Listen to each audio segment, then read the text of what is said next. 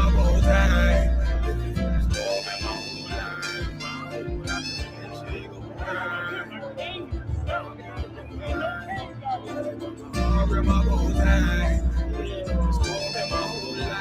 My whole life. You'll never see another nigga like this. Used to have that white bitch popping on the night shift. Now I'm one westward, sharper than an ice pick. On you rappers' necks, and it's feeling like some vice grips.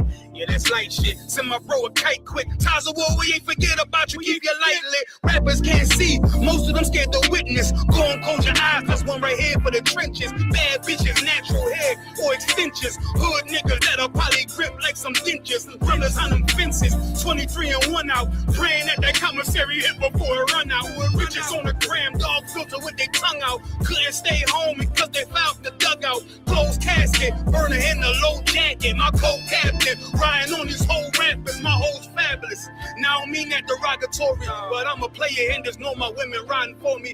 I avoided Maury. I got 2 jets. If I can't make it through for them, then I'm useless. Sit down that roof, Chris, with a couple bosses. After the war, just to count our losses. It's not many. You see a smile on my face, but I'm not friendly. Gun on my waist, sipping white Henny. I just hope this shit go right. Living in the dark, you don't know light. Gotta got my heart in my bow tie. Waiting on the storm in my whole life. I just hope this shit go right. Living in the dark, you don't know light. Gotta got my heart in my bow tie. Living in the storm in my whole life. My whole life. It's so melodic. When I be dropping this ebonics, this ghetto phonics, it got me on the level supersonic. My bomb atomic, and you know where you can find me. Somewhere probably folding this paper origami. My name is pure as the Sani. My wave is like a tsunami. I went from 0 to 100, feeling like Ricky Bobby. I made a deal with the Reaper. Got a couple wives, they some keepers. Talk a lot of shit, but you can't walk a mile in my sneakers. Bitches go to Miami, come home with change features. Now she got a BBL, her ass fatter. Trying to show up all them niggas that laughed at her. Now when they see her, they only wanna fuck her. They just wanna touch her, they don't wanna cuff her. They just wanna come and kick it with her like a punter. Turned her to a runner, now it's all aboard the train. Fenty on her face, but it's not concealing the pain, it's a shame. That's why I'm in the hood like some rap snacks. I know niggas kill you and your mama for a scat pack. Dark tint, matte black, they do it for half that. Had you like 90s, we see in a fucking trash bag. I'm from Philly, we don't do back accounts, just cash app. I spit a verse and I just watch the time slow. This that guy flow, this that shit that rappers die for. This that uncut Tahoe Wall straight from Pablo Escobar. I be at the bar like Moscato. They think it's effort, but no, this that block work. Make the countermeasures, take pleasures, making an op hurt. Light is in the sky, cause every verse is a concert. My mind work at speed y'all can't fathom. Listen to the words of a champion. You can't, the streets need another anthem. I just hope this shit go right. Living in the dark, you don't know light. Gotta got my heart in my bow tie. Waiting on the storm in my whole life. I just hope this shit go right. Living in the dark, you don't know light. Gotta got my heart in my bow tie. Living in the storm in my whole life. My whole life.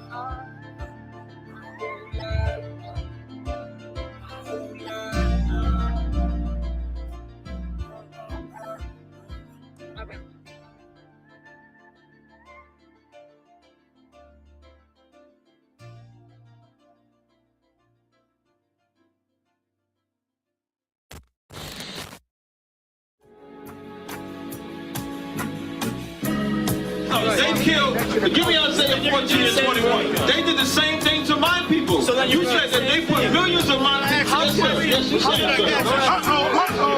Should a murderer go to jail for murdering? Absolutely. Should a thief go to jail when he steals? Absolutely. Should a robber pay back the money he robbed? Absolutely. So why shouldn't the white man pay for what he did? That's right. That's right. One day you'll see just how it feels. Payback is a dog. It's a dog. Payback is a dog. It's a dog. Payback is a dog. It's a dog.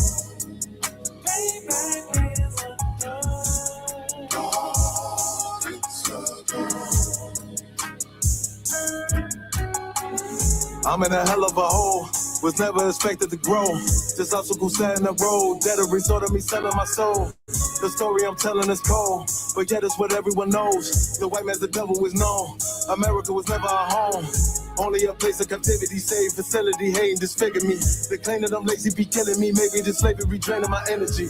400 years and counting. The trail of my tears is countless. The fact that I'm here is astounding, but I can't wait till this shit is surrounded. Ready to tangle my king and the angel, be ready to rap. Cracking the sky, nuclear missiles will make it official. I'm capturing every crack and surviving. Put them all in chains where they need to be. Slavery for me. And let the whole world see that with them in the cage and safer in the streets. Put the dog on a leash. Get resolved for the beast. 144, get the ruler show, we could all be at peace. As soon as the trumpets are sound, your kingdom we busting it down. The only way justice is found, the time for your judgment is now. You'll see just how it feels. Payback is a dog. It's a dog. Payback is a dog. It's a dog.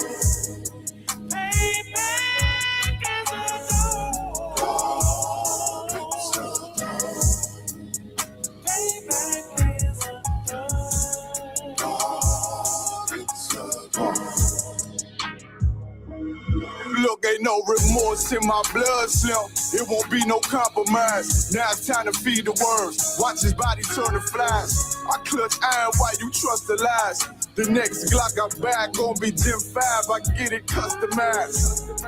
And sending shots off like farewell. Praying payback come back around like a carousel. Still remember your Honda's words ringing in my head like bells. Said you in his body, you fit the Lord, fuck the cartel. Triangle choke, apply pressure to the game like I did Vondale. Payback's a bitch in his dress, she a bombshell. Revenge is served cold, I just hope they make an oxtail. Glock fresh out the box, I swear it got that new car smell. Made myself a target in the world of mad shooters. Devils design fire for our babies to pass through it. And the day of our king's reign, I'll be overzealous. They bought my jealous, I bought brand new parabellums. Someday you'll see just how it feels. Payback is a dog. It's a dog. Payback is a dog. It's a dog. Payback is a dog. It's a dog.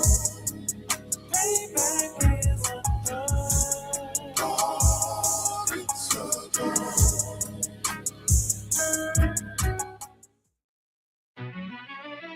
Yeah. Cold shit.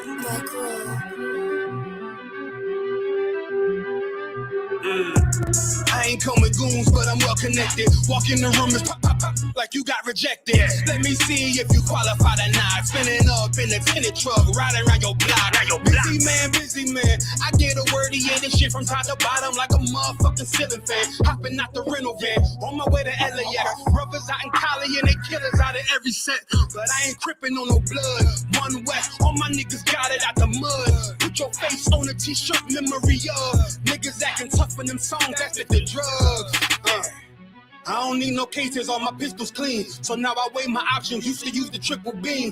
Used to get the wop, mix it with the nicotine. Now I travel state to state and put on for my team. The fuck wrong with them? Ain't know my level, I should let my dog get them. I see niggas and they feelings all fill them. Keep they Glockin' with me, it was like a ball with it. At the end, I gotta stay patient. They hate me, Lord, I gotta stay patient. You one of them? Yeah. What's the problem? I'm one West, go to war with everybody. Cut the grass for the snake, fuck the gossip. Front line with them soldiers, that's my posture. Gun drawn, trying to curse the imposter. She get out the pocket, go to war with everybody, yeah. Shit that hate, make it to the featherweight. Niggas say they hard, but they sweeter than a dedication. Hold on, think it's time to introduce. I'm a man and a beast and a step and a room. Hold on, and a G and a soldier and a mover. Hold on, and a killer and a prophet and a shooter, nigga. Trying to stay humble, my shit crazy. Cold leader, need the blue stripes, no brick baby. Can't be serious, you a funny boy, young fly. Look wrong, must be a dummy, I ain't gunshot. Fuck that little bitch, she a hook. Nigga swear he the go, bring him to the bush. Fuck wrong with him. Ain't on my level, I should let my dog get them. Niggas in their feelings, I don't feel them. Kid the Glocky with me, it was like a ball with him. Yeah, at the end, gotta stay patient. They hate me, Lord, I gotta stay patient. You one of them? What's the problem? World West, go to war with everybody. I'm from Philly, you get hot, you catch a cold. I'm one with these brothers trying to set my soul straight. They done turned me to a prophet from a demon, and I'm locked in this shit and I ain't leaving. Never ski mask transform to war mode like I'm Voltron. Stamp on my head and my chest from the most high. Put something tight around your neck like a bow tie. Got my niggas waiting charged up like they phone died. Red letter, drip clean, it looks so fly. Claim me right, that's why I left his ass roadside. He gon' die, skyscraper to a nosedive. 9mm plus B, fuck a 4-5. The fuck wrong with him? Ain't on my level, I should let my dog get him. I see niggas in their feelings, I don't feel them. Keep the Glocky with me, it was like a ball with him. Be at the end, I gotta stay patient. They hate me, Lord, I gotta stay patient. You one of them? Yeah. What's the problem? I'm World West, go to war with everybody.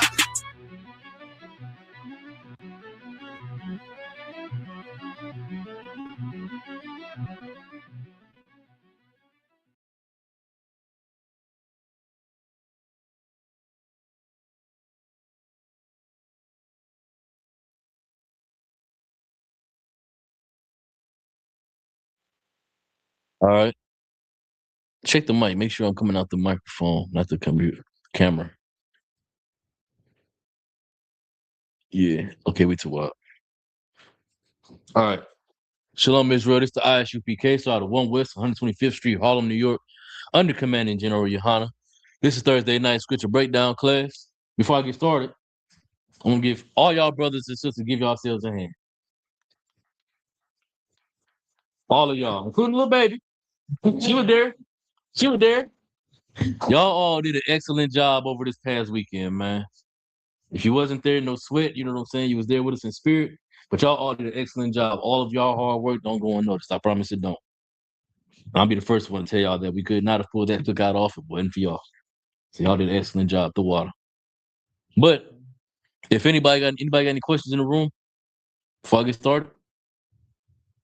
Young man, you like, or Troop, you over there like you looking. All right, well, when you put your hand up, I'll answer your question. If anybody online got a question, I'll answer their question. The title of the class, The Dangers of Being Without. What do I mean by that? What does it mean to be without? Good. That's a good answer, but no. Well, ultimately, yes. It equates to that.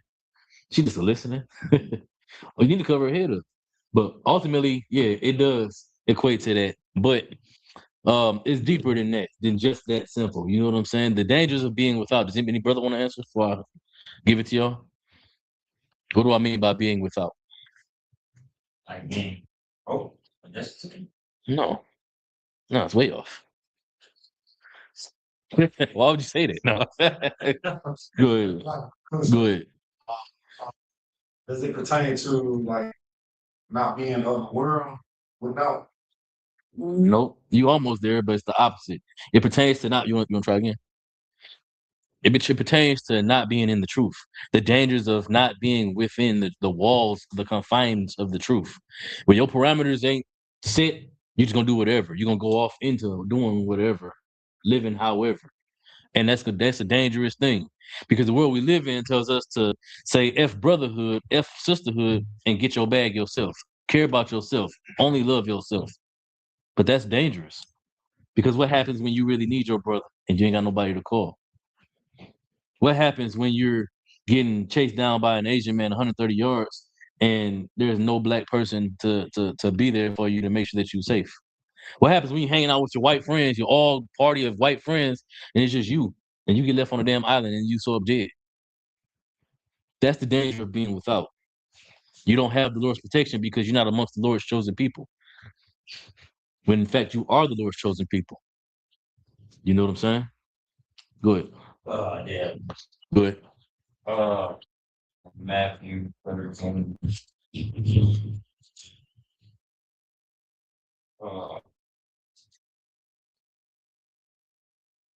Kind of 37 to it's a lot. 37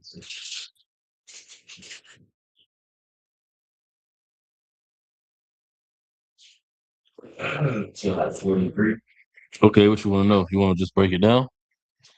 Yeah, come on, because I get the wheat and tears part, and then I want to like see how I will break down the rest of All right, let's read it. one start. 37. Well, Yeah, that's all I'm saying to read. start at 34. The book of Matthew, chapter 13, and verse 34. Mhm. All these things spake Yahushua unto the multitude in parables, So, right, so this is Christ talking to the multitude in parables, right? Go ahead. and without a parable spake he not unto them, He didn't speak plain to them. Straight parables. Go ahead. that it might be fulfilled which was spoken by the prophet, saying, I will open my mouth in parable. I will utter things which have been kept secret from the foundation of the The world. importance of him speaking in parables like that, like it said, to utter the things that's kept secret from the foundations of the world. This wisdom is given to babes. It's not given to the wise and the prudent. The wise, they're going to think too literal. They're going to think too highly of themselves to understand what Christ is actually trying to say here, right? It's meant for certain people to understand it, the people who have the ear to hear it. Keep going. Come on, verse 36. Then Yahushua sent the multitude away and went into the house. And his disciples came unto him, saying, Declare unto us the parable of the tares of the field. Right? So y'all know what the parable about the tares, right? You know what the parable of the tares is? The parable of the wheat and tares, you almost need to read it, man. That's a... Ask him. All right, so let's go back up to like here to verse 27. Dang, hold on. 25. Yeah, 24. Let's go to 24 so we can do the parable of the tares. Matthew chapter 13, verse 24. Another parable put ye forth unto them, saying, The kingdom of heaven is likened unto a man who sowed good seed in his field. Right? So you got to imagine a farmer, a husband, doing husbandry. That's what farming is husbandry. And he's sowing seeds, good seeds in his field. The good seeds meaning he knows what he's putting in the ground. He knows what he's expecting to come out the ground. Right? Keep going. Okay. Verse 25. But while men slept, his enemy came and sowed tares among the wheat. Now, y'all know what a tare is? You know what a tare is? A tare looks like wheat. It looks just like wheat, grows same time, same cycle, except it'll choke the wheat out sometimes, or it'll just grow with the wheat and get harvested with the wheat, and it'll cross-pollinate with the wheat. It'll use the insects. I ain't gonna go into all the science of it, but it's just like wheat, but it's not wheat. It's a weed. Keep going. Come. And went his way. Verse 26. But when the blade was sprung up and brought forth fruit, then appeared the tares also. You see, so the fruit from the wheat come up, but then the tares came up as well. Keep going. So the servants of the householder came and said unto him, Sir, didst not thou sow good seed in thy field? From whence then hath it tares? Right. So he said, didn't you sow good seed? So where are these tares coming from? Right. I'm gonna explain the parable in a second, but we're gonna get through the parable first. Go ahead. He said unto them, An enemy hath done this. The servants said unto him, Wilt thou then that we go and gather them up? Should we go and gather up the wheat, or should we go and gather up the tares? Keep reading. But he said, Nay, lest while you gather up the tares, ye root up also the wheat with them. Right. You don't want to disturb the wheat that you need to survive by trying to kill the tares. Let them grow at the same time. Let them grow together. Keep going. Let both grow together until the harvest. Mm-hmm. And in the time of harvest, I will say to the reapers, Gather ye together first the tares, Mm-hmm. and bind them in bundles to burn them, but gather the wheat into my barn. That's what the Most High is going to do with us. So the parable, to understand the parable, you got to understand what the Lord is talking about specifically with wheat and tares. The wheat are us in the truth. The tares are the people who proclaim to be in the truth, the fake Israelites, the one that's going to lead our people astray. They growing up right here with us in the truth. We in the truth. They stay on the internet. Individualites. They say that they the truth. They got their whole camp. They go to camp on Saturdays. They say that they got the Lord with them. The Lord's with them, but He not. He may not take on judgment on them right now and allow them to constantly do the things that they do, but best believe, and when that time comes, read again where it's at the end on verse 30. Oh God. Gather ye together first the tares, He gonna first gather them tares up, right? Keep going. and bind them in bundles to burn them. He gonna bind them up and burn them. He gonna afflict them fake Israelite groups. Go ahead.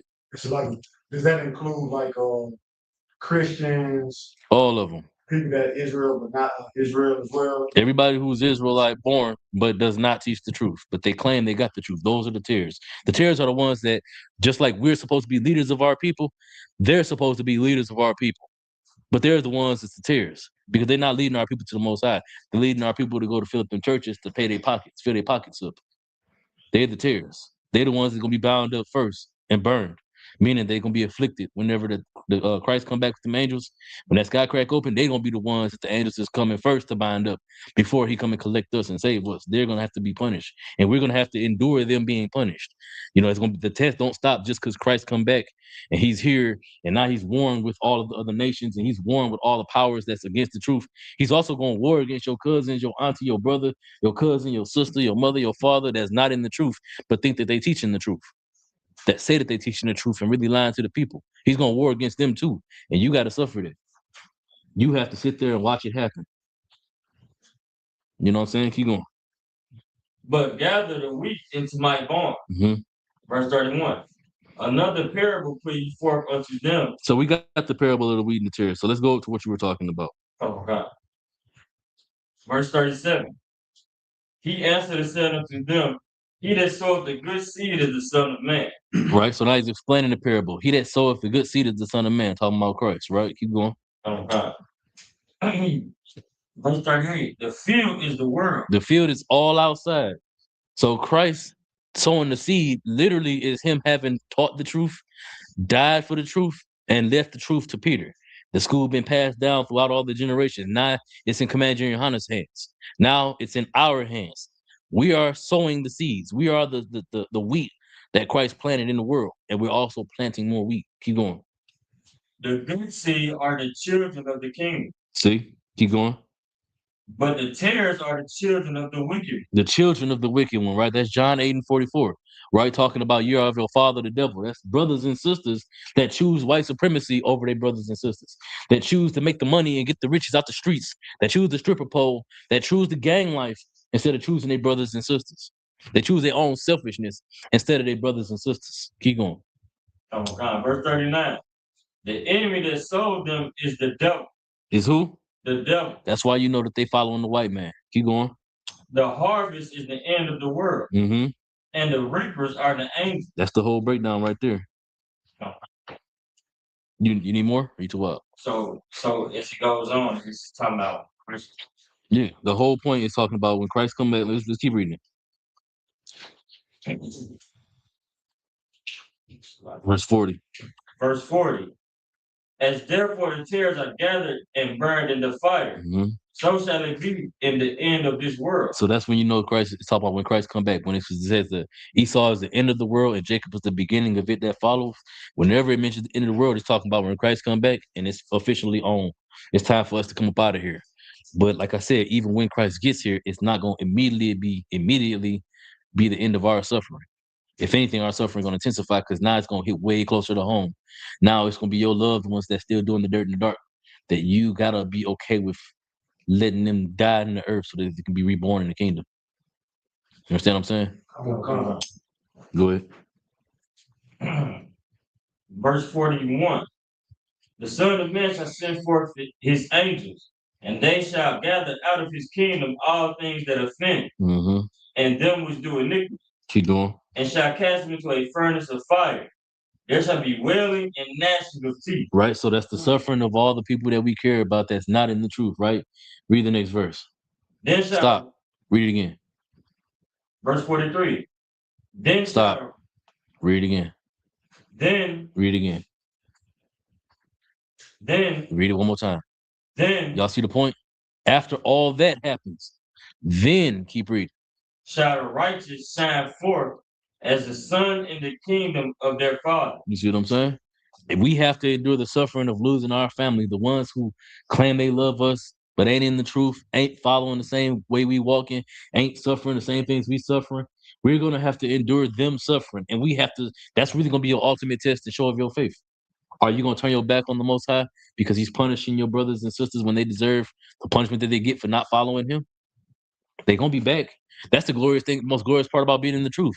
You know that death is not the end for us. We'll die, yeah, but we're gonna come back into the earth. We're gonna be born back in the kingdom. So it's not, you're not losing, you're losing immediate right now time. But that spirit is always gonna be back here in the earth, and you're always gonna be with that spirit. Y'all the same seed. You know what I'm saying? Y'all gonna be always be the same family. You know what I'm saying? So it's the ultimate test. The ultimate test of your faith in the end is when Christ is right here. We're watching Christ do the things that he said he was gonna do. And what are you gonna do about it? Are you gonna what's that verse in Matthew where he said, "Bring them before me and slay me, those mine enemies"? Right. That's Christ telling you to go and find your brother, your sister, your mother, your father, your loved one that ain't in the truth, that did not want to serve me. Bring them here so I can slay them. You go and kill them in front of me, is what Christ is saying. Go ahead. Okay, yeah. So I thought about these scriptures. I had a young man appreciate you that. The young man asked a question yesterday in Fox class. Mhm. He was like, what's gonna happen to everybody who's not in the truth for Christ's return? Basically. So that's a different thing. That's a whole different topic, right? So you got two answers to that question, right? You got what we just went over for those that heard the truth and chose not to be in the truth, or that tiptoed around it but didn't come into the truth. And then you got people that's completely ignorant to the truth. The people that's completely ignorant to the truth, some of them gonna face judgment, some of them is gonna get on the chairs right there with us because they was righteous enough without being wicked enough to not warrant getting in the kingdom. You know what I'm saying? Some of them ain't do enough evil in life. The Lord gonna cast complete total destruction upon them because they didn't know the truth. They didn't know better. The law talks about them, or the scriptures talk about them, that they are law unto themselves. You know what I'm saying? But then you got people who ain't never, you got people who've heard the truth and don't come into the truth. They're gonna get punished. All of them. Go ahead. I have another question on that. See, is it so what would being at least in the kingdom of heaven be like? Like how John is So at least in the so if you read that Revelation, they talk about how go to Revelation, is it 2:26? Let's go to Revelation 2:26. I that'll break it down right there.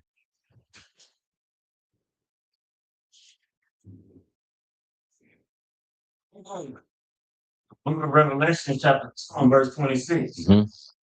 And he that overcometh and keepeth my works unto the end, to him will I give power over the nations. You will have power over the nations if you overcome, if you stay strong in the truth all the way, literally until the end.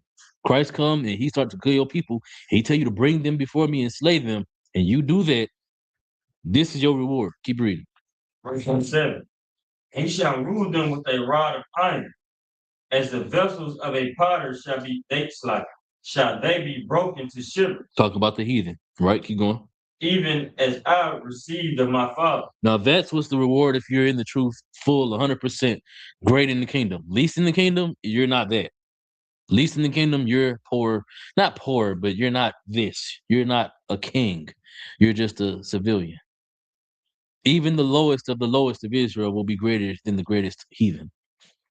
They will always be third class and we'll be first class. There's not a second class. They will be if there's third class, it would be like the Japhites, the Hawaiians and Fijians, because they'll do nothing to nobody. It'll be them. But everybody else, nah. They'll be third class citizens, all of them. That's your question. Go ahead. One more thing. Good. So they would be like in a gas station or something. I mean, you'll have a slavery, but you'll be the head of the so say I got my construction company in the kingdom, right? I decide I want to do construction, right? The Lord with me, he allows me to have whatever I want. And I choose to do construction. Right. Least in the kingdom would be you running my company. You will be the face of you'll be the head of my crews, of all my crews. You'll do all my hiring, or you'll be in my office in my HR department. You'll be least in the kingdom. Manager. Yeah, you'll still be better than the slaves that's gonna be working. You're not gonna work, they're gonna work. They're gonna build our kingdom. But you least in the kingdom, you got to sit out there and watch them do it. Matter of fact, give me Isaiah 60 and what is that? 60 and 5? 61 and 5? No, 60 and 5.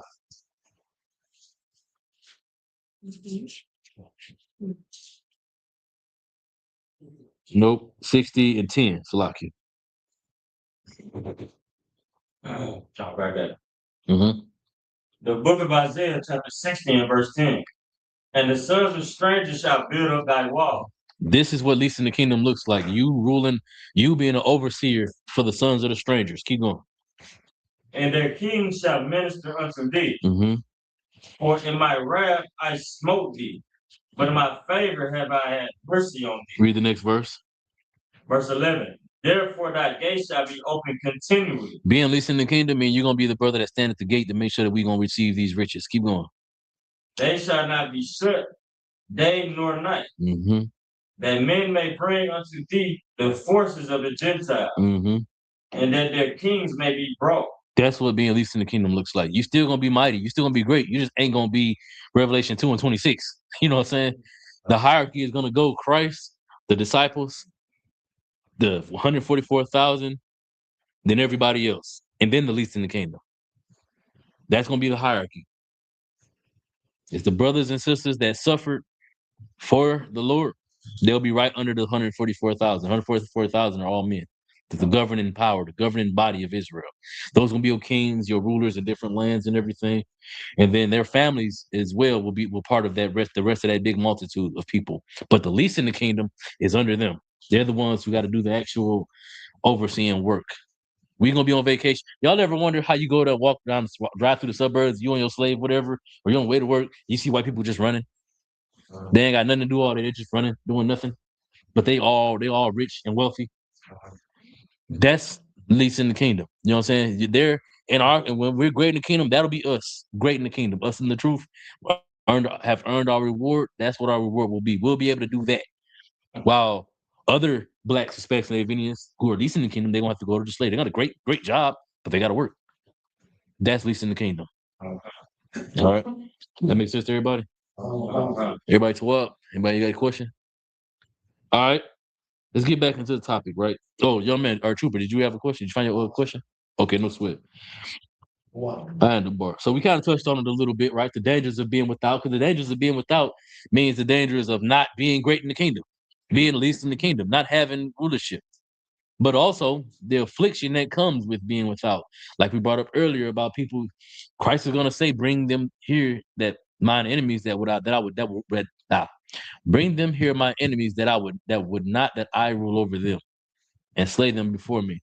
That's what Christ said. You being without, meaning that you're gonna have to deal with it and it's gonna hurt you when you're supposed to have comfort in the truth. The truth is supposed to be a comfort because we know that death ain't the end for us. We know that our people are going to come back. Our spirits are going to come back. We're going to be reborn in the earth. We're going to be reborn in the kingdom. If we die close enough to the time of the kingdom coming, we'll be reborn in the kingdom. But imagine that. Every one of us dying in the truth and then being reborn in the kingdom, knowing no sin, no suffering, no white oppression, no Arab oppression, no East Indian oppression, no heathen oppression, no Chinese man chasing you down the street, white people trying to drown you off a boat. Imagine that. But if you don't got the truth, you don't know the comfort of being in the truth, then you're in danger of being without. Your mind is going to be plagued with the fear of loss. And you can't let that be a thing. You can't never let fear. Give me that precept. The Lord didn't give us a spirit of fear. You can't let fear govern whether or not you're going to move righteously in the truth.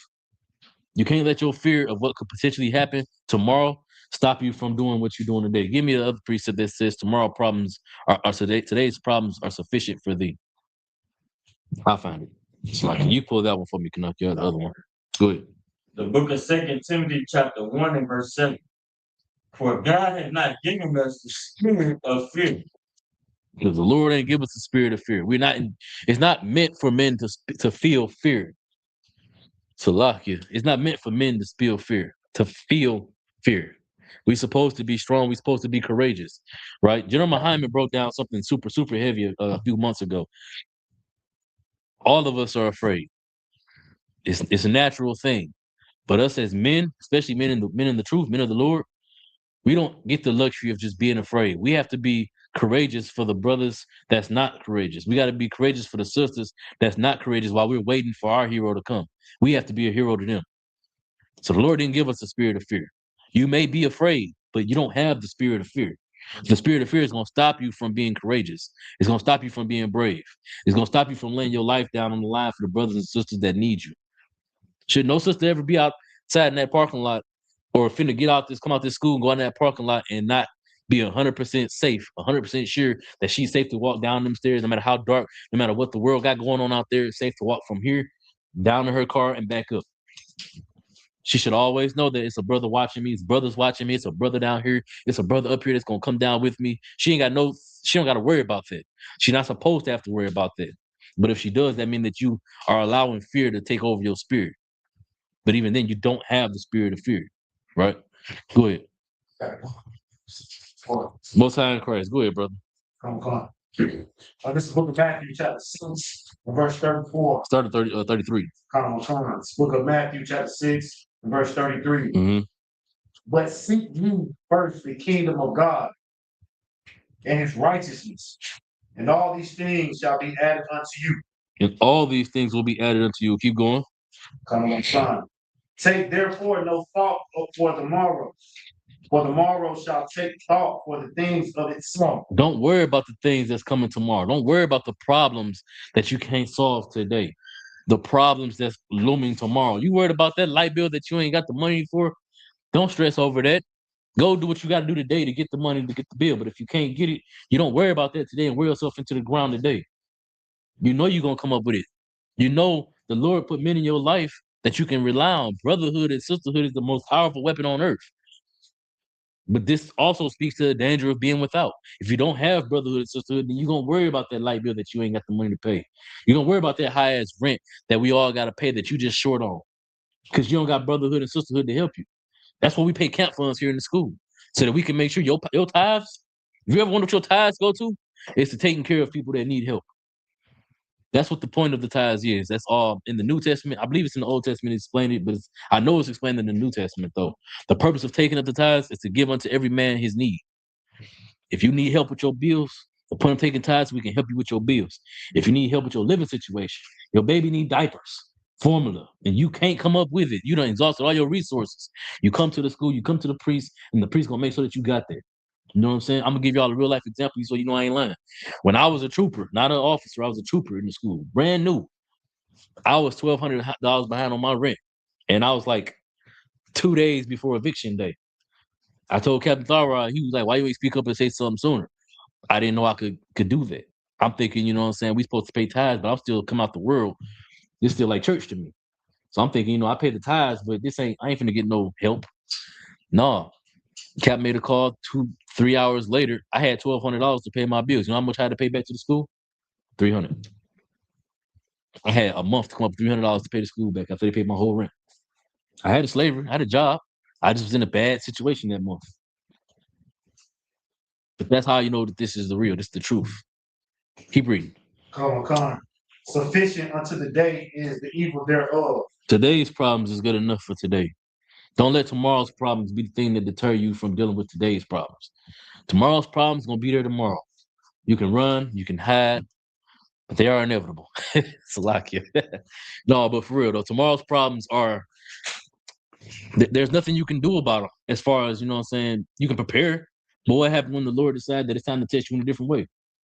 What happens when the Lord allows you to put all your ducks in a row, all A, B, C, D, all the way to Z. You done got plans for days. And something still go wrong.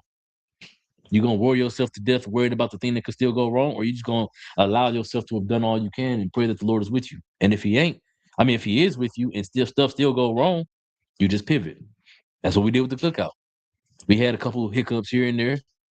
You know what we had to do? We had to adjust. Make it happen. We did it. So don't let tomorrow's problems be the thing that stop you from serving the Lord today. Right? Let's go to Proverbs 17 and 17.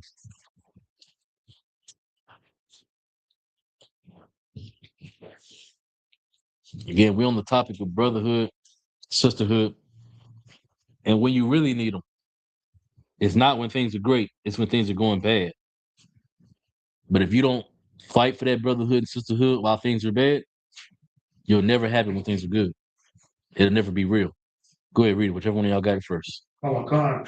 This is the book of Proverbs, chapter 17 and verse 17. Mm-hmm. A friend loveth at all times. Lock, if I could, brother. Whenever you get there, make sure you call out, say all Akim and Akwafi and got it. Make sure your brothers and sisters all got it too. Go ahead.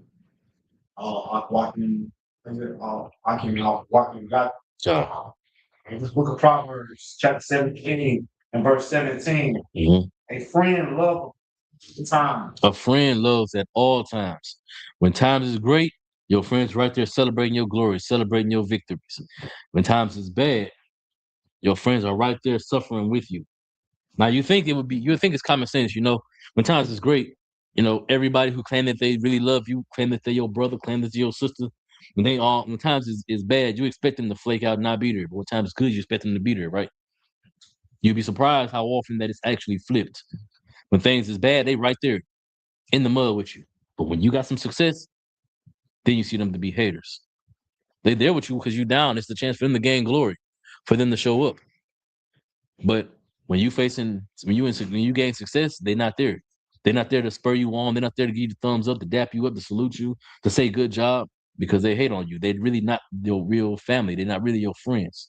You know what I'm saying? But real friend is gonna love at both times. Read the next part of that verse. Come on. And a brother is born for adversity. And a brother is born for adversity. Adversity don't necessarily mean just when you're going through a bad time. Adversity also means that when you and your brother got a problem, you can talk to your brother. He's born for the adversity. You can go to him and him alone. Because some brothers and sisters, you can't do that.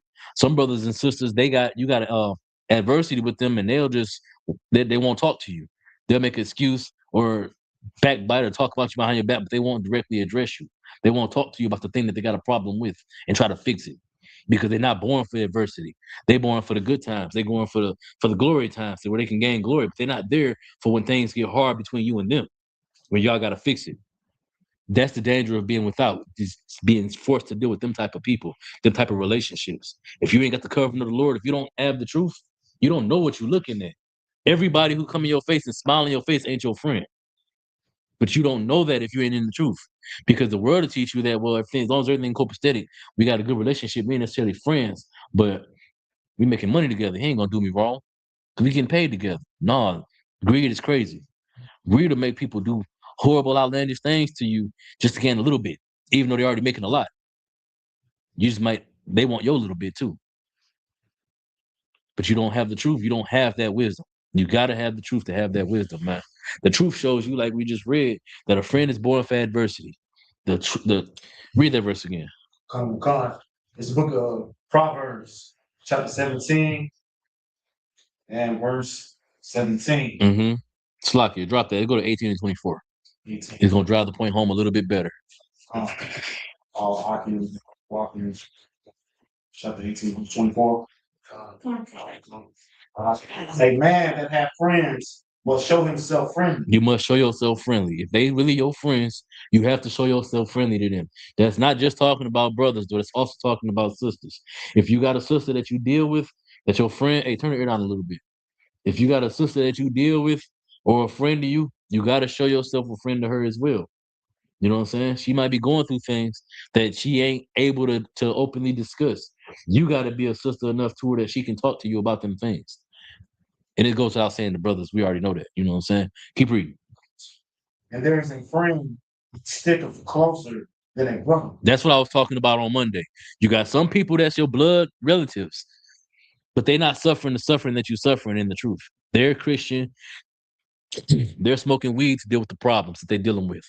They're getting high out their mind off drugs and drinking out their mind off alcohol to deal with the problems that they're dealing with. They're not the ones, they're your family. They're your blood. But they're not your family and your brothers and sisters the way we are here together. Because we're suffering the same affliction without running to the vices. And those of us that's weak and run to the vices, we are here for them as well. Showing them that they don't have to rely on the vice. Lean on the brotherhood. You don't have to deal with the stresses of life by yourself. That's the point of brotherhood. It's our greatest weapon against what, though? Brotherhood is a weapon against what? It's a weapon against suffering. It's a weapon against affliction, sadness, depression, mental disorder, broken homes. Brotherhood is a weapon against all those things, but you have to use it. Read that verse again. chapter 18, verse 24. A man can have friends or show himself friendly, Hmm. and there is a friend closer than a brother. There's nothing that's better than a brother. A friend will never compare to a brother. And that don't mean your brother by blood. That means your brother in life. Your brother in battle. Because life is war. Your brother in this life, in this wartime that we in. All the struggling that we got to go through when we go to camp every day. I mean every Saturday when we get up and teach class, war with our spirits and not have to come to class, warring with our spirits, and not have to pay them camp funds, them double camp funds, Hebrew Academy, warring with your spirits and not have to suffer all these things when you could be out there in the world having fun. The men that's on your side doing that with you, them your brothers. The sisters that's on your side with y'all when y'all serving food to all these multiple wives having ass niggas. You know what I'm saying? All these men that's womenizers in the eyes of the world. You know what I'm saying? All these extra lustful, whatever they call us, all the stuff that they call us, say about us. Y'all women, y'all in here virtuous, righteous sisters, and y'all still get up and y'all still make food for us. Y'all still get up and serve us. When we go out south and we feed them brothers and sisters, y'all sisters go out there and do that with us. The ones that standing next to you, them your sisters. Because they suffering in that heat right there with you.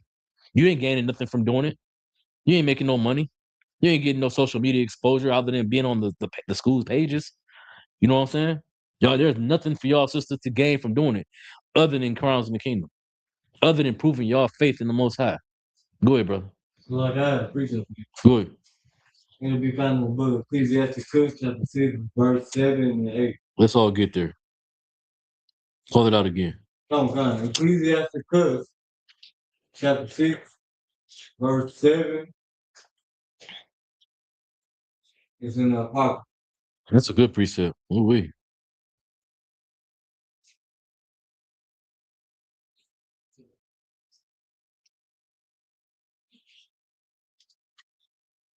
Check on your brothers and sisters whenever you get there. Oh, God. I can walk in magic.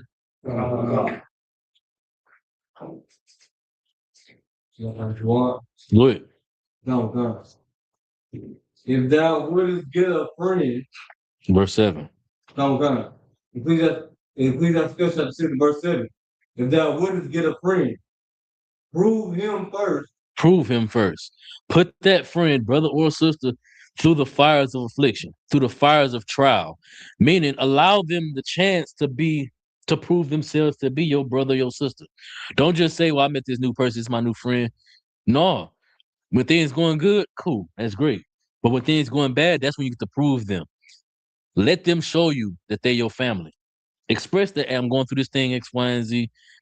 And then give them the chance to say, well, if I anything I can do for you, let me know, brother. If there's any way I can help you, sis, let me know. Keep going. Come, God. And be not hasty to credit him. See what I'm saying? Don't just call them your friend. Let them show you that they're your friend. Keep going. Verse 8. For some man is a friend for his own occasion. Because there's some people that's friends for their own occasion. That's what I was talking about earlier. Some people only there for you when you in down so that they can gain glory. But when you up, they're not there to help. They're not clapping for you when you come up because they don't gain no glory for that. They gain glory, yeah, brother, you was down, you was hurt, you needed help, and I was right there for you. Remember? You remember, brother? All the times you needed me to come out there and help you. Well, now I need you. Now there's something that he gaining from helping you, from being your brother. But when you up, when you making waves, when you doing the things that the Lord commands you to do, and you steadily going up and up and up, and he not there to congratulate you, he not there to dap you up, say good job. That's a friend for occasion. And you got to be able to see that. Them people exist. And they be closer than you think. But they're not there to see you do well and give you your credit for the good thing that you do. Those are the ones you got to watch out for. They're not your friends. Go ahead. Thank you. My brother, sister. What happened with that? I don't be keeping up with that. She be going hard for it. Saying, she don't give back nothing to her family. This and that and third is she got rich, she acting funny. She said she asked about $2,500. She told her no. I don't know if she made this song by now. Hey. Oh, wait. She be going hard on Glorilla, That's crazy. man. And they call her Glorilla because she's a dyke. Oh, Yeah, yeah. you know that part. Does she look like Glorilla though? I'm talking about like ratchet Glorilla, like when she was in the projects. Well, he was in the price. Ooh, we. Slocky, keep reading. on guns, and will not abide in the day of thy trouble. Keep going. Verse 9. And there is a friend who being turned to enmity and strife will discover thy reproach. There's a friend who, being turned to enmity and strife, will discover thy reproach. What does that mean? What is reproach?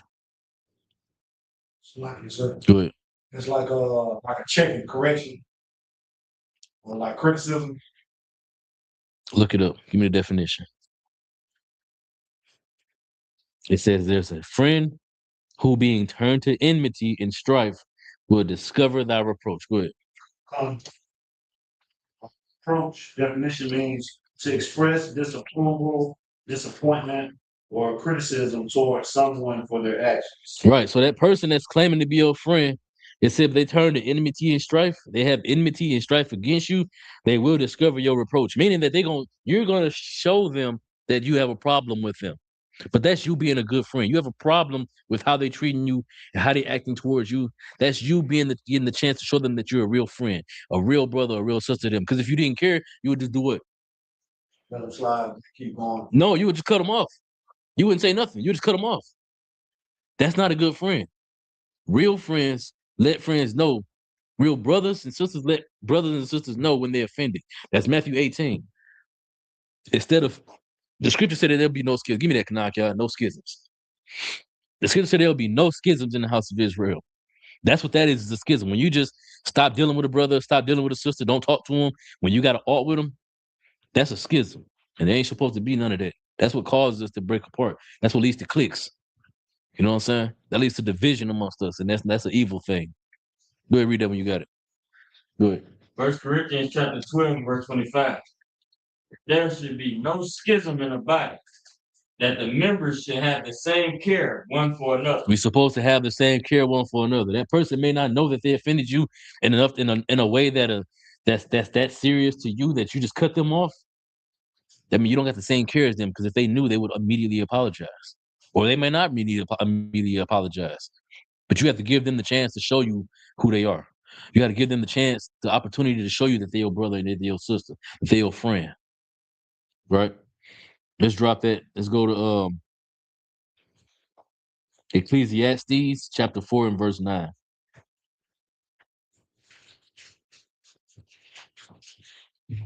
Again, if anybody got any questions online or in the room, you know what I'm saying, let me know. I'll answer them.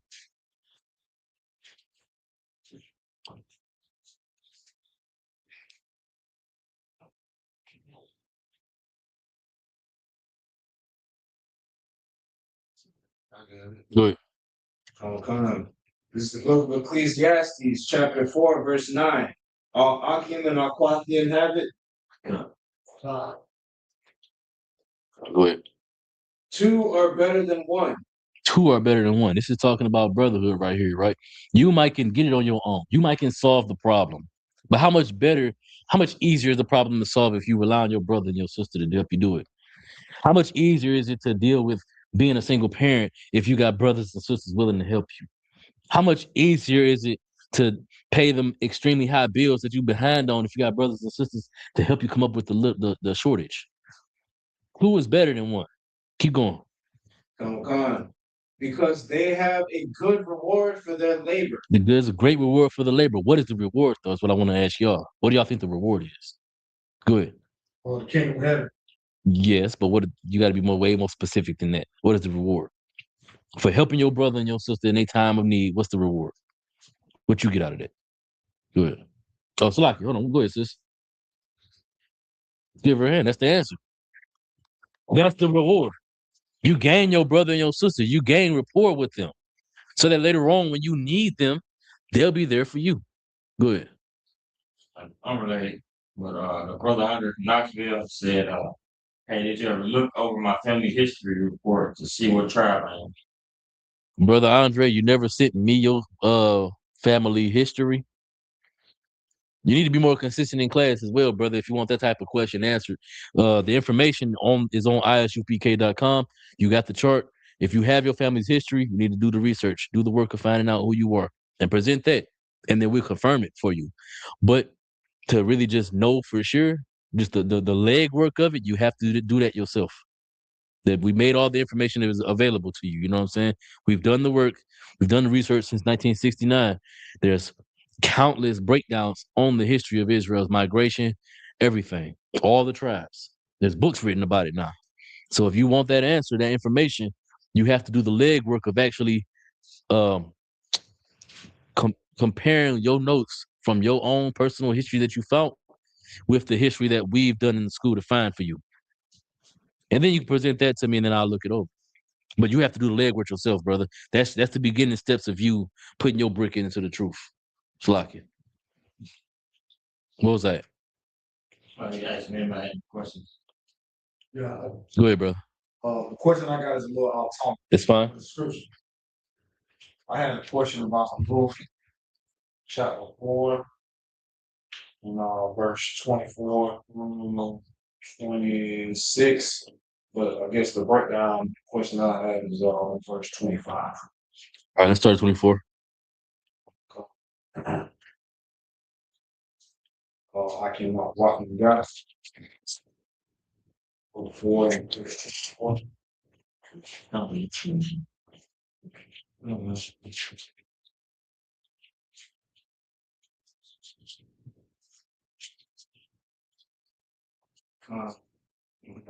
Let's book of Luke, chapter 4, verse 24. And he said, verily I say unto you, no prophet is accepted in his own country. What do you think that's saying right there? That's pretty self-explanatory. What y'all think it's saying? Hold on. I believe what it's saying is, we in a world where everybody is going against the grain of truth, and as a prophet, we speaking against the ways of the world. People are, not welcoming it. Mm-hmm. We are not welcome in the towns and the cities where we kind of like locally are speaking truth. That's it. That's exactly what it is. Go ahead. What you gonna say, brother? Go ahead. Keep going. Verse 25. But I tell you of a truth, Mm-hmm. many widows were in Israel in the days of Elias. Elias. Talking about Slack. Elias is talking about Elijah, right?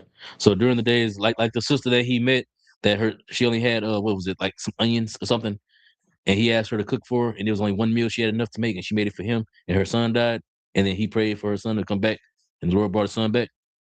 She was a widow, right? Keep going. When the heaven was shut 3 years and 6 months, Mm-hmm. when great famine was throughout all the land. That's literally what that's talking about. That story. That what you was asking about? The 3 years and the 6 months. Yeah. 3 years and 6 months. Right. There was no rainfall, so no crops grew. So that's why it was a famine. That's why she only had the onion or whatever it was that she had. She only had one meal. You know what I'm saying? Keep going. Verse 26. But unto none of them was Elias sent. Right. Save unto Sarepta, Mm-hmm. city of Sidon, Mm-hmm. to a woman that was a widow. You see? Now, what do you think the importance of this is? Yeah, that I don't know. Take a stab at it. This is very, very, very important. This also ties into the class.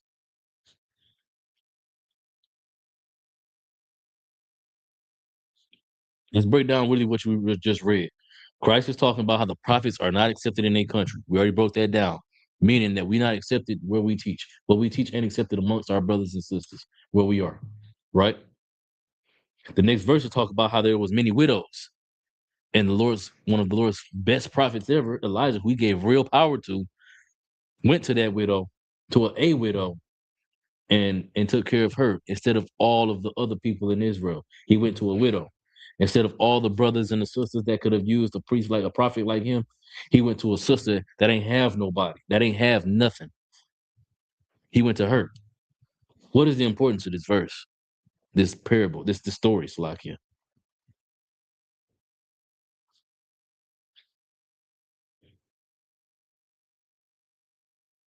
Anybody have an answer? What do y'all think? Sisters, y'all can answer too. What do y'all think the importance of this, the point that Christ is making right here?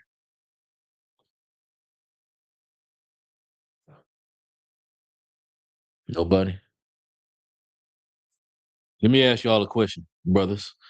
Do y'all think it's important to take care of each other? Y'all think it's important to take care of a house that ain't got a man in it? What's arguably more important, taking care of a house that's full of a full family or a house that ain't got no man in it? That's the point. That we have to take care of the widows. We have to take care of the sisters, especially the ones who had a husband and he died, had a husband, he abandoned her. That's the point. That's the whole point of what this is talking about. We can't only focus on the good, structured, healthy family. They don't need us. The ones that need us is the ones that don't have us in their house. They don't have a representation of us in their house. It's just a woman and her kids, for whatever the reason might be. They're the ones that need men like us to be in there.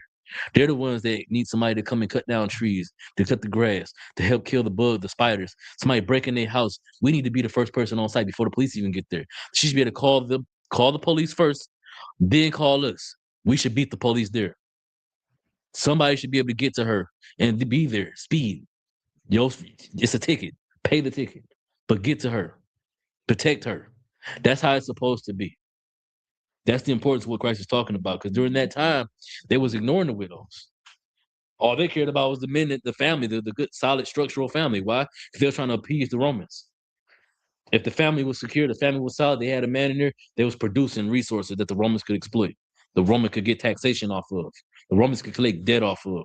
But what about the widows? What about the women who got children, but ain't got nobody to take care of them? They ain't got no help. We owe responsibility to them more than we owe to the family. The scriptures say, Christ said, give me that, Kanakya, where it said, the healthy don't require a physician. Because that's that.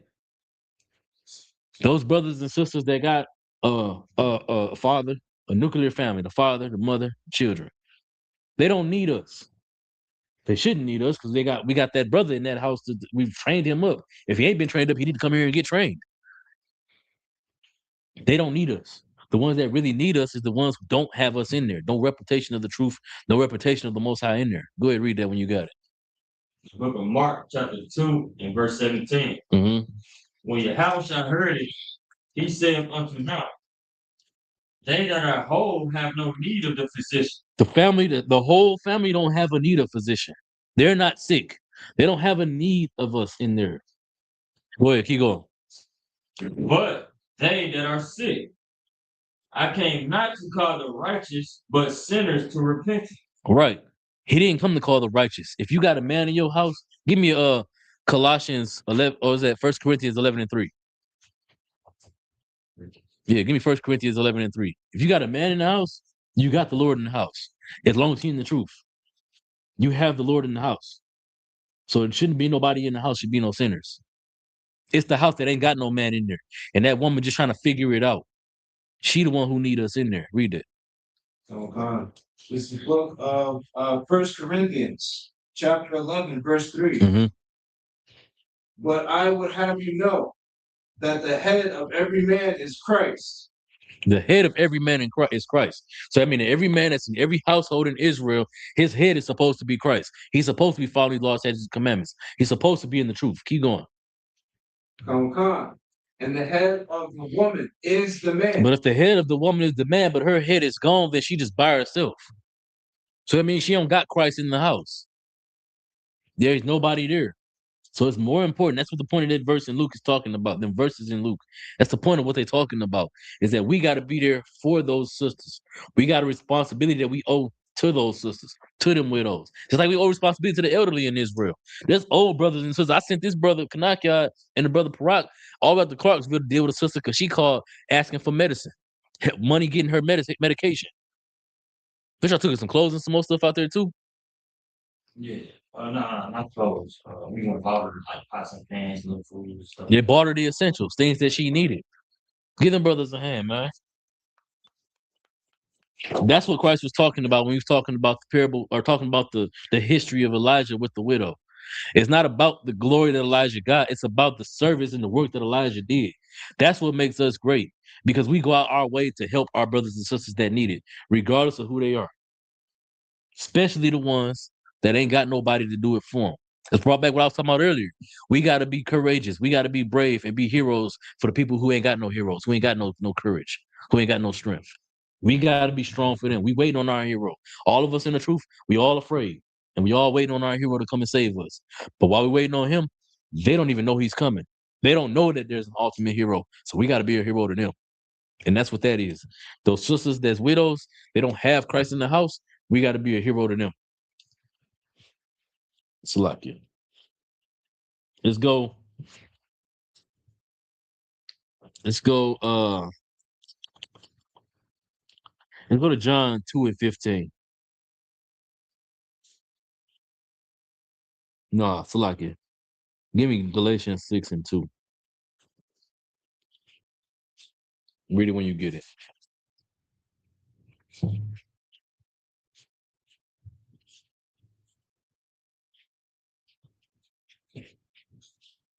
I think that's arguably the best thing about the truth, man, is that it holds brothers, specifically brothers, accountable. We all tried gang life, those of us that did. We tried the streets, those of us that did. We tried college, those of us that did. We tried the educational system. We tried to get money the legal way and the illegal way. None of it held us. None of it fixed our community. None of it fixed the broken homes. None of it fixed the problem with the widows. We now, hold on. Brothers was in the world. We see a single mother. We trying to smash that. There's a precept on that. I think it's in 1 Corinthians chapter 7, where it talks about leave her alone. You know what I'm saying? Deal with the children. Deal with her for the children's sake. Leave her alone. Raise up her children. You know what I'm saying? The scriptures cover all bases, man. Us in the world, we would have dealt with that woman instead of being a brother to her. We just want to lace a pipe, get some box, and just bop out.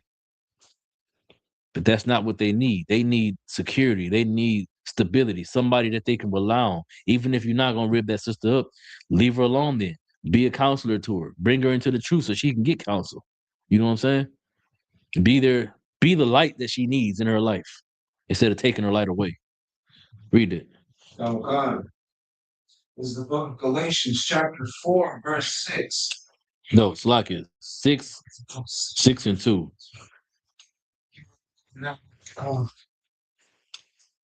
Verse 2. Bear ye one another's burden. Salakia. Read verse 1. Oh God. Verse 1. Brethren, if a man be overtaken in a fault, ye which are spiritual, those of us that are spiritual, keep going. Restore such an one in the spirit of meekness. Restore them in the spirit of meekness, right? If you know a brother that had a family and he done went off, way off, and he done abandoned his family and chose the streets or chose that he wanted to go do whatever, debauchery. And you know this man, you owe a responsibility to him and his family to encourage him to go and fix that, to go and collect his family and be a man. Tabernacle I talk about all the time. We need to quit being hoe ass, excuse my language. We need to quit being hoe ass niggas and go out here and fix these broken black women. Just don't run from them. Don't be afraid of them. Don't let that mouth scare you and run you off and that attitude scare you off. Quit being a bitch. Go fix that woman. Excuse my language. Salaki. Quoting Captain Malquad. Salaki, y'all. Salaki, go ahead, brother. Salaki, because I use Ecclesiastes 4 and 10 for the precept. Salaki, let me finish this, breaking this down first, and then we get to that precept. Keep reading. Come on. Considering thyself, lest thou also be tempted. Meaning being tempted with the same sin that the brother went off and committed. You know what I'm saying? Consider that if you went off, you will want somebody to be there for you. You'll want somebody to tell you that you got to get strong and quit making excuses and do what you need to do as a man. So do that for him. Because some people, what they call it tough love, some people need that. Some people, you got people in life, right, that you can tell them a million times and they'll get it. I mean, tell them the first time and they'll get it. Tell them a million times, they don't get it. They need life to teach them. Those people are the ones this verse is talking about. You need to be on them. Stay on them. Every time they talk to you, you ain't got nothing to say but what they need to hear. Other than that, they gonna one or two things gonna happen. Either gonna stop talking to you, or they're gonna start listening to what you're saying and start applying it. But you can't have nothing for them other than what they need to have. Because some of us needed that. I was one of them people. I needed somebody to be that way for me. I needed somebody to be in my ear, not have fun conversation, jokes, not talk with me about the bull crap that I be talking about. No, I need you to tell me where I'm fucking up at so I can get right. And I've had that since I've been in the truth. That's all I've had since I've been in the truth. It's men above me to tell me where I'm wrong at so I can be better. Keep going. Okay, verse 2. Bear ye one another's burden. We supposed to bear each other's burdens. When your problems arise, those are my problems too. Because we supposed to be one body. We supposed to be brothers. Y'all supposed to be sisters. Y'all are my sisters. And y'all are my brothers. So when y'all have a problem, that's my problem. I don't like to have problems. I like for my life to be copacetic. So I mean, I got to deal with your shit. I can't let you suffer. Not by yourself. I'm going to suffer right there with you. So we can figure this thing out. So you don't got to suffer no more. Keep going. Okay. And so fulfill the law of Christ. That's the law of Christ. What the Christians talk about when they talk about the law of Christ. Y'all know, you know what they're talking about? Y'all know? Just off the top of your head, you know? They look at Mm-hmm. Good. about that. It said, treat others as you want to be treated. That's a close, good answer, but no. Love your neighbor. That's a good answer too, but no. They in the verse, there's a verse that says, the whole law hinges on these two things. They call this the law of Christ. Love God with all that heart, might, and soul, and love your brother as yourself. That's how Christians view when they talk about the law of Christ. This is what they're talking about. That's what they're talking about. What this verse is talking about is what I said. But what they see, what they say when they see this, is just that. Those are the only two things that matter. The whole law, because the next verse it says the whole law rests on these two things. Or the beginning of the verse it says the whole law rests on these two things. So that's all you got to do is love the Most High God with all your heart, mind, and soul, whatever the hell that means to Christians, and love your brother as yourself, whatever the hell that means to Christians. That's all you have to do. You don't have to follow the laws, keep the holy days. You don't have to suffer nothing. You don't have to do nothing. All you have to do is those two things. That's the law of Christ. Don't think that what it says, and so fulfill the law of Christ, is talking about the book of Leviticus chapter 35. Somebody pull that Leviticus 35 and 25. We will get your precept next, brother, I promise. Let me pull it up just to confirm. I believe it's Leviticus 35 and 25. Okay, so 25, Leviticus 25 and 35. I always get them mixed up. Yeah, 25 and 35. Read it when you got it. Mm-hmm.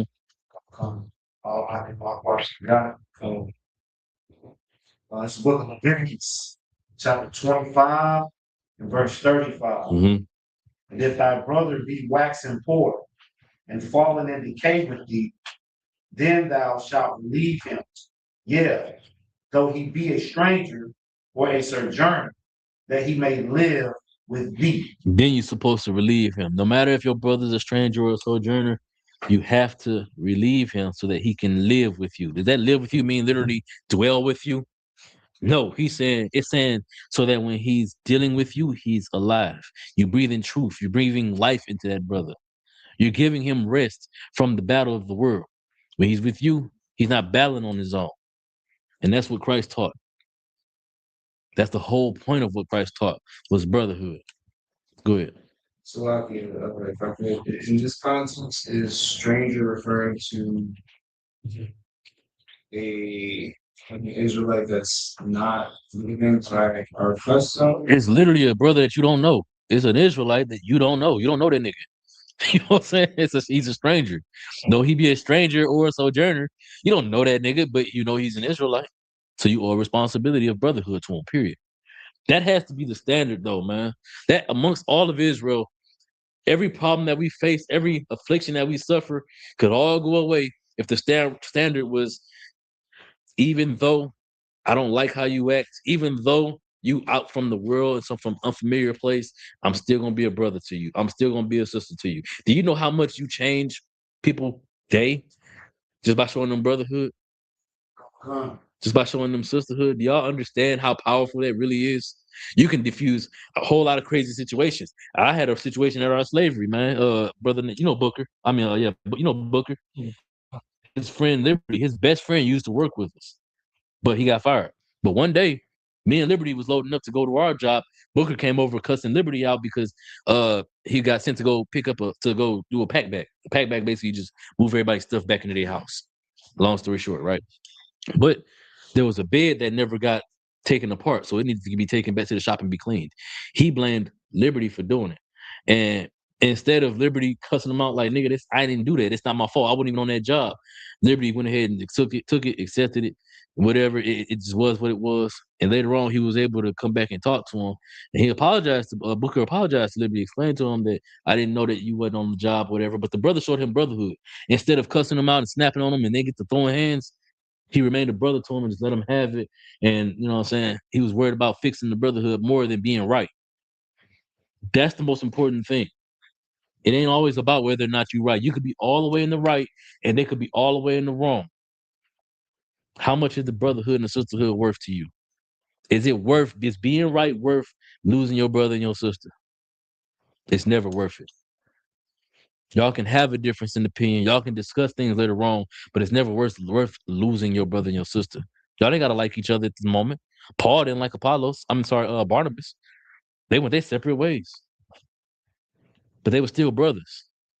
You don't have to always agree. You ain't gonna always agree. It's not gonna happen. But you should be able to talk about things you disagree about and be brothers and sisters at the end of it, though. Go ahead with your precept, brother. Flocking. Ecclesiastes chapter 4 and verse 10. Let's go to Ecclesiastes 4 and 10.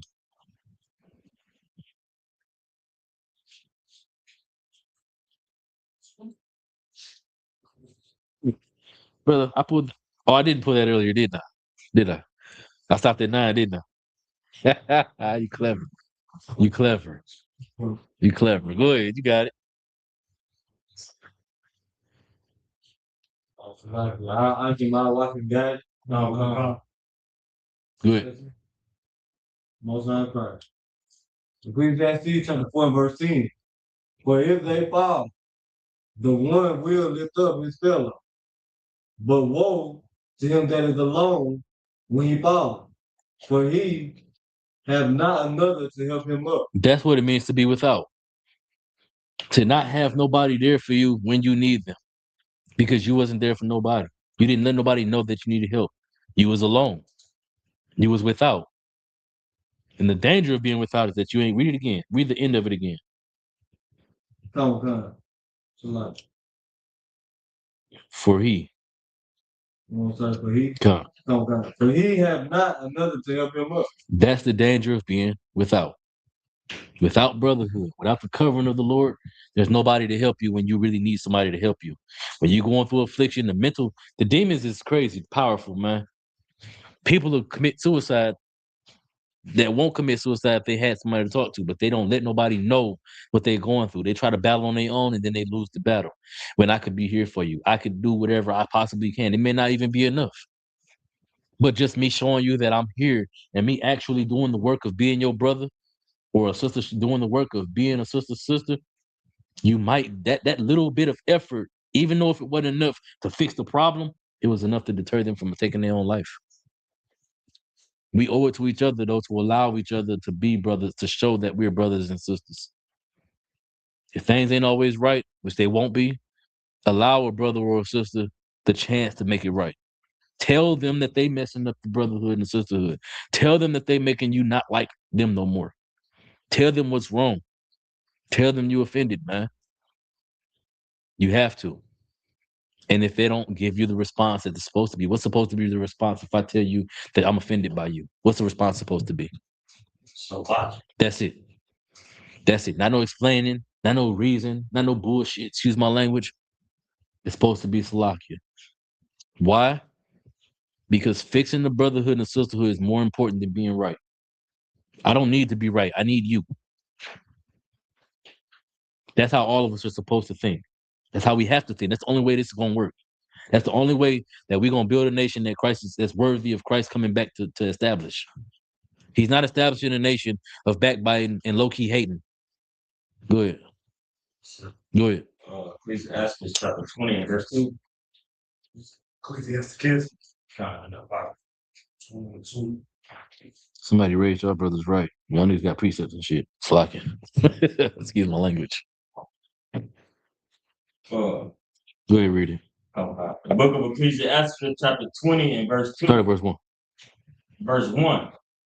There's a reproof that is not comely. Meaning that there's a reproof, there's a checking that ain't beautiful. You know what I'm saying? There's one that ain't beautiful. Keep going.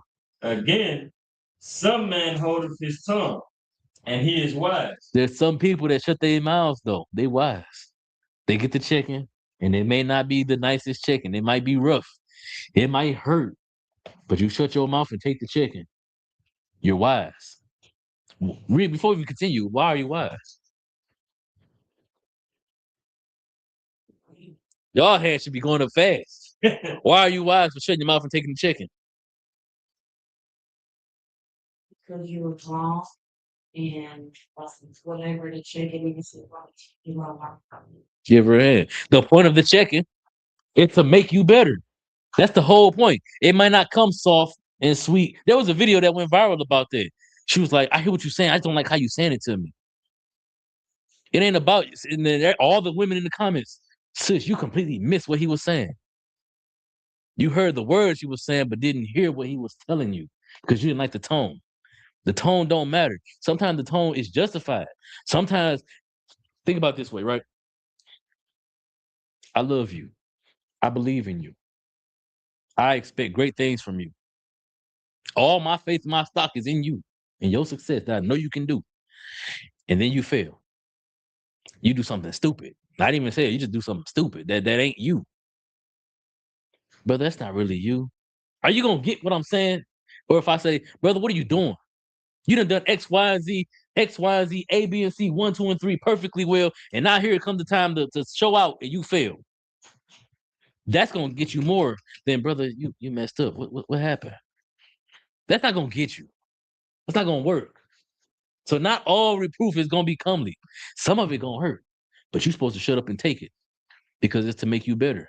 And if I got to dig into you that way for you to understand what you really messing up at, where you could be better at, that's what I have to do. Some people need that. That's what I was saying before. I was one of them people. You couldn't just talk to me and I get it. Life had to teach me. I'd have made a lot of horrible decisions to get to where I am today. The person I am today is a...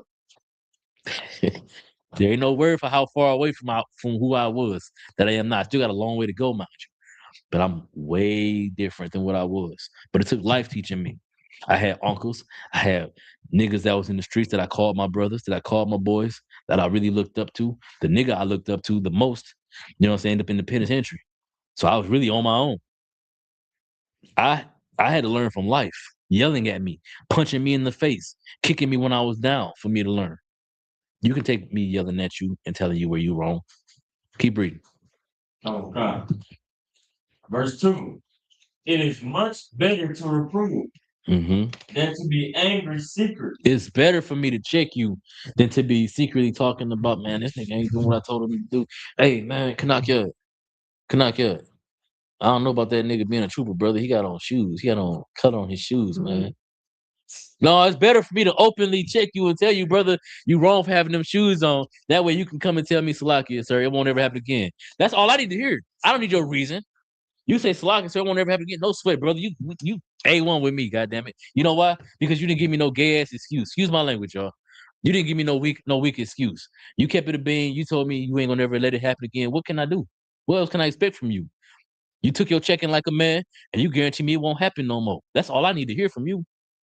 I got 100% faith in you. It ain't never gonna happen again. Keep going, Salakia. Oh, God. And he that confesseth his fault shall be preserved from hurt. And because you told me that ain't never gonna happen again, I don't need to check you no more. I don't gotta yell at you. I ain't gotta talk down to you, make you feel a little, pull you in the office. I ain't gonna do none of that crap. Why? Because as soon as I said that, brother, you got the wrong shoes on, Salakia, sir. It ain't gonna happen again. That's all I need to hear. Go ahead. As soon as I get home, I'm throwing my boot right in my own control. Most High in Christ. See, give him a hand. That's called wisdom right there.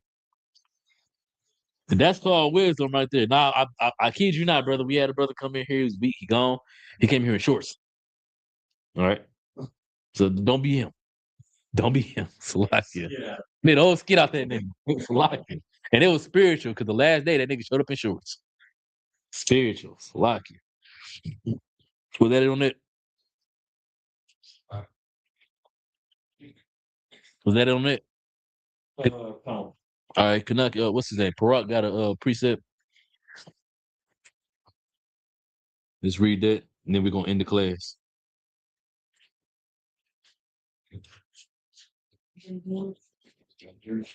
Mm-hmm. That's awesome.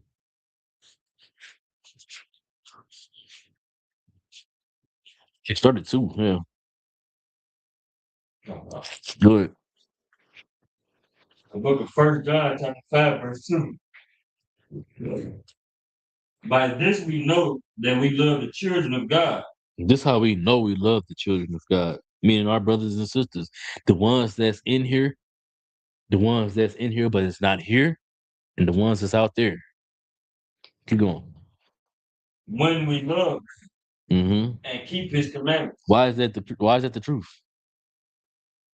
What did the Lord command of us?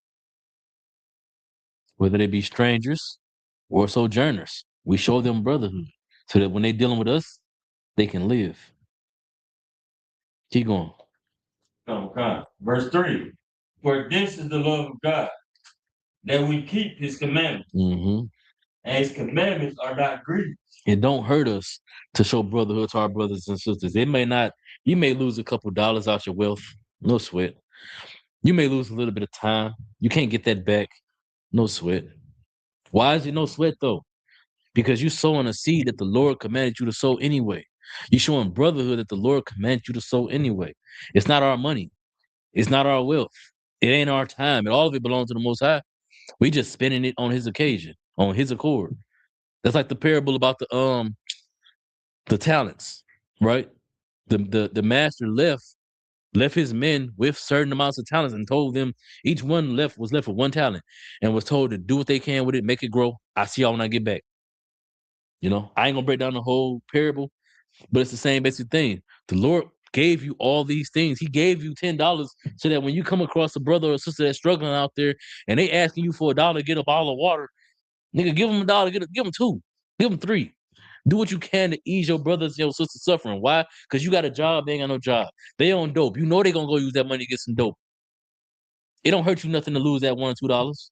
You gonna make more money. They're not, other than by begging. The scripture says it's a shame to live a beggar's life.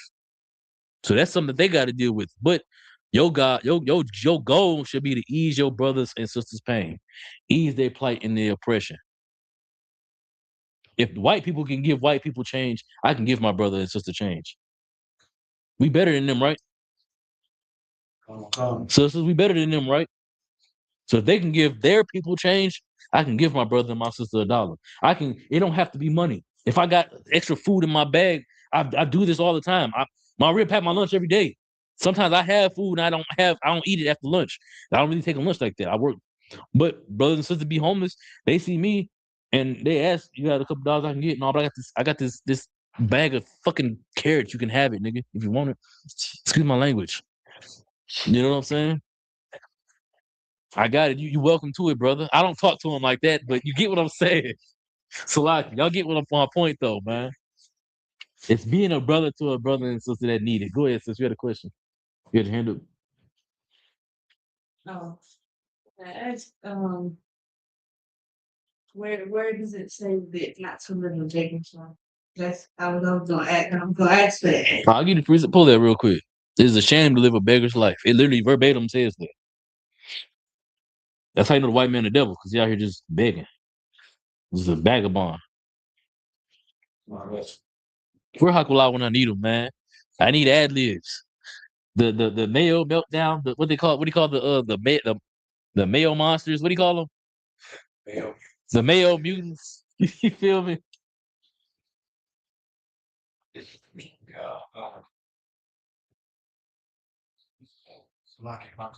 Go ahead.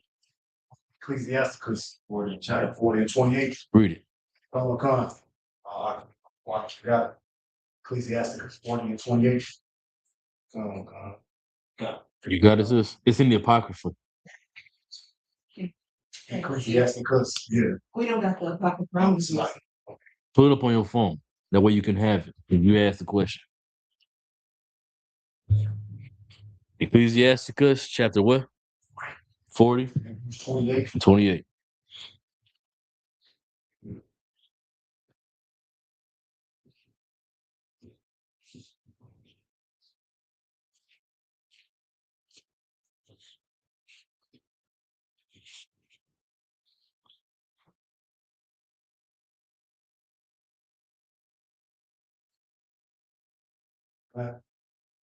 You got it, sis?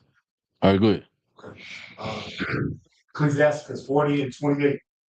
My son, lead not a beggar's life, Mm-hmm. for better it is to die than to beg. Verbatim. Don't leave a beggar's life. It's a damn shame. It's better to die than to beg. No, that's not the same. Don't get that confused with asking for help. Asking for help, being told no, and continually asking for help is not the same thing as begging. Begging is what white people do. This is their kingdom. They choose poverty and rather beg than to just succeed in the kingdom that's made for them to succeed. That's not the same thing as what we do. Our brothers and sisters that's out there, they chose to be drug addicts. They chose to get high. Why did they choose to get high? That's the question. To escape To escape what? the hell of their point. To escape oppression. White people choose to be high and drug addicts on the streets in their kingdom when they're supposed to be successful. Why?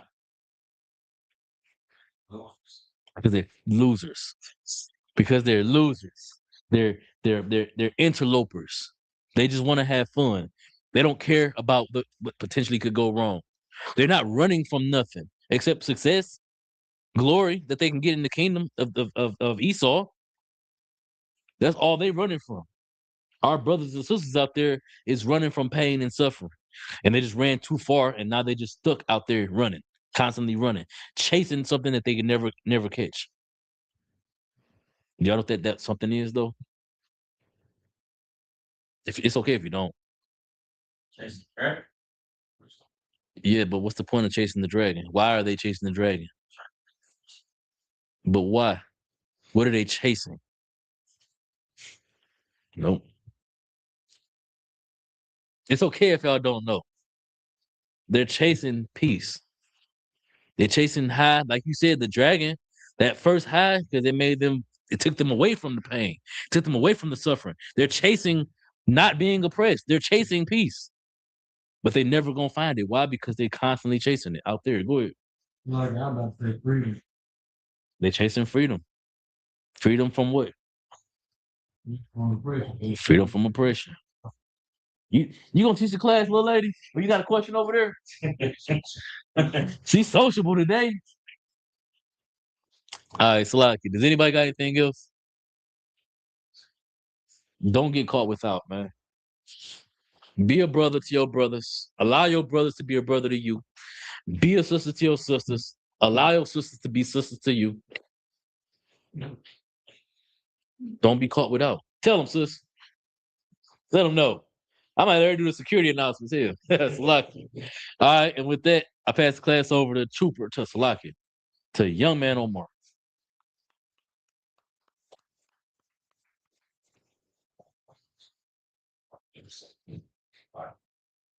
Just pull it up and let them read them.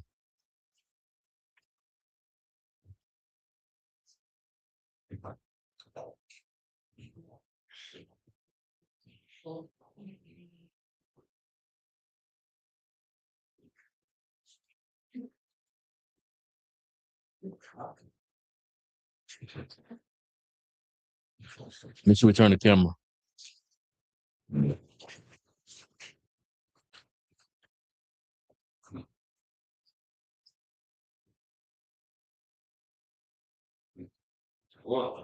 Man, you need to anoint that motherfucker.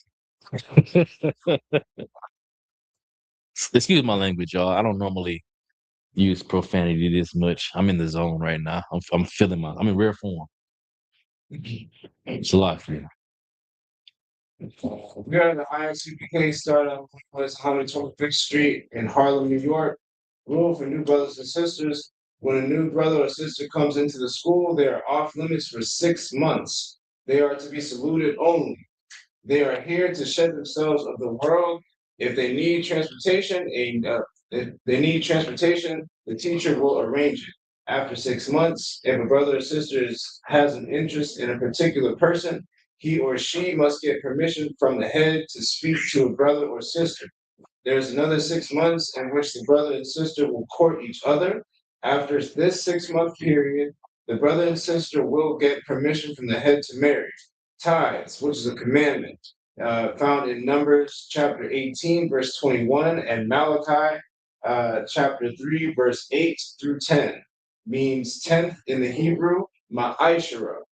10% of every penny or increase the Lord gives you, give to the Treasury Department or teacher. Priest fund, free will offering for priests, not mandatory, whatsoever amount you would like. Upcoming holy convocations, memorial of the blowing of the trumpets, Friday, September 11th. Leviticus, found in Leviticus chapter 23, verse 24 through 25. Remind Akim and Akwathim to check the bulletin board in the hallway. If anyone wants to be a trooper in the school, start wearing all black boots, shirts, pants, and headband or scarf. This is the part I don't. All right. Individual Hamajo. All right. We're gonna give one courtesy salute. Hamadrim Shabbat. Hamadrim Barak. Yahweh Shabbat. Yajim Matak. Now we're Sorry. Third decisions. And we get one courtesy salute. Sisters of mine. Sister Samadra. All right. All right. Hamadrim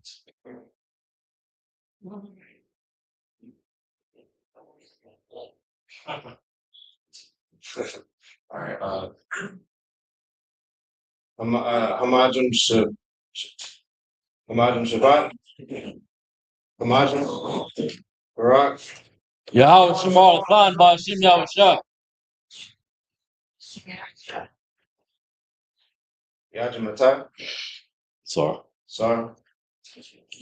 Class dismissed.